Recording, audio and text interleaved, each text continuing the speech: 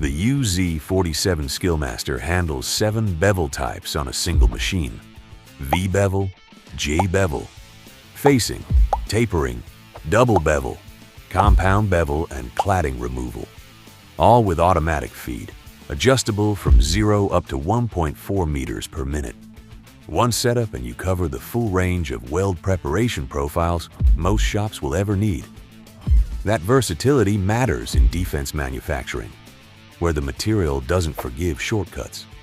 Ballistic steels like Hardox or Armox are highly sensitive to heat, and the UZ47 uses machined cutting, not thermal processes, no heat-affected zones. The base material stays exactly as certified.